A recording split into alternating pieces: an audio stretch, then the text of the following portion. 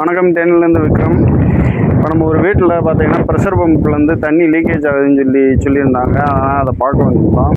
இது என்ன கம்ப்ளைண்ட்னா, இந்த கண்ட்ரோலர் சுவிட்சு பார்த்தீங்கன்னா அதுலேருந்து தண்ணி லீக்கேஜ் ஆகி இந்த சுவிட்சுக்குள்ளே தண்ணி லீக் ஆகிடுச்சு. அப்படின்னா சுவிட்சு எல்லாமே ஹார்க் ஆகி பாடி ஃபுல்லாக சப்ளை ஆகிடுச்சு.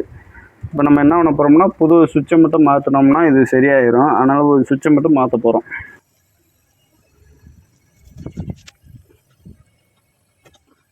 இப்போ நம்ம பழசு இதுதான். பழசுக்கு பதிலாக இப்போ நம்ம புதுசு வாங்கிட்டோம். புதுசு தான் இப்போதைக்கு மாட்ட போகிறோம். இது தண்ணி லீக்கேஜ்னாலதான் இந்த பிரச்சனை வந்துடுச்சு. இது பழசில் ஃபுல்லாக ஆர்க் ஆகி போயிருக்கு பார்த்தீங்களா. இதெல்லாம் தண்ணி உள்ளே லீக் ஆகி போனதுனால தான். அது போல் நம்ம புதுசு வாங்கியிருக்கோம். புதுசை இப்போ நம்ம தூக்கி மாட்ட போகிறோம். மாட்டிட்டு ஓட்டினோம்னா சரியாயிடும்.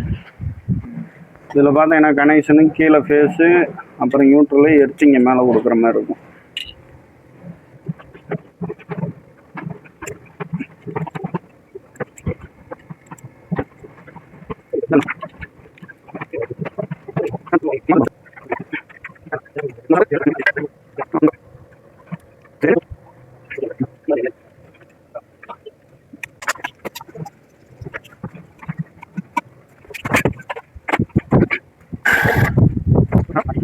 ஒன் ஹெச்பி மோட்டருக்கு ரேஞ்சு பார்த்தீங்கன்னா 3 செட் பண்ணியிருக்கு.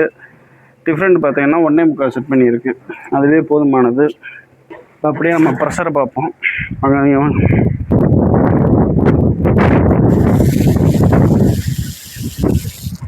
டேங்க் இங்கே தான் இருக்குது.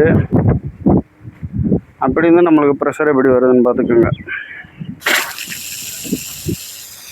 2 நிமிஷம் நம்ம தண்ணியை திறந்து விட்டோம்னா மோட்டர் ஆட்டோமேட்டிக்காக